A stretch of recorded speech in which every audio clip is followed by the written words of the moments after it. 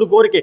தமிழ்நாடு அரசு வந்து ஏறுதல் விளையாட்டை வந்து 6 மண்டலமா பிரிச்சு அங்க விளையாட்டு நடத்தணும். சொல்லப்போனா திருநெல்வேலி, மதுரை, சேலம், திருச்சி, கோயம்புத்தூர், சென்னை இந்த 6 மண்டலமா பிரிச்சு அங்கெல்லாம் ஏறுதல் விளையாட்டு நடத்தினா மட்டும்தான் அனைத்து வீரர்களும் வந்து ஏறுதல் விளையாட்டுல பங்கேற்க முடியும். அதே மாதிரி அனைத்து காளைகளும் அவுக்கப்படும். அப்படி இல்லைன்னா மதுரையில் மட்டும் நடந்துச்சுன்னா கண்டிப்பா வந்து பல வீரர்கள் புறக்கணிக்கப்படுவாங்க, பல காளைகள் புறக்கணிக்கப்படும். அதனால தமிழ்நாடு அரசு கவனத்தில் கொண்டு தமிழ்நாட்டில் 6 மண்டலமா பிரிச்சு ஏறுதல் விளையாட்டு நடத்தணும். அதே மாதிரி தமிழ்நாட்டில் சாதி பாகுபாடற்று ஏறுதல் விளையாட்டு நடத்த வேண்டும்.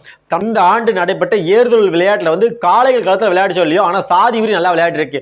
அந்த வகையில் தமிழ்நாடு அரசு கவனத்தில் கொண்டு இந்த பொறுப்பில் எடுத்து தமிழ்நாட்டில் நடைபெறும் அனைத்து ஏறுதல் விளையாட்டுல வந்து சாதி ரீதியாக விளையாடக்கூடாது, சாதி உள்ள வரக்கூடாது அப்படின்ட்டு தமிழ்நாடு அரசு ஒரு முடிவு பண்ணணும். இப்படி முடிவு பண்ணா மட்டும்தான் நம்முடைய தமிழரின் பாரம்பரிய விளையாட்டான ஏறுதல் விளையாட்டை வந்து காப்பாற்ற முடியும். இல்லைன்னா ஏறுதல் விளையாட்டுக்கு மேல வந்து அனைவருக்கும் பல பேருக்கு வந்து இப்ப வெறுப்பு வந்துருச்சு.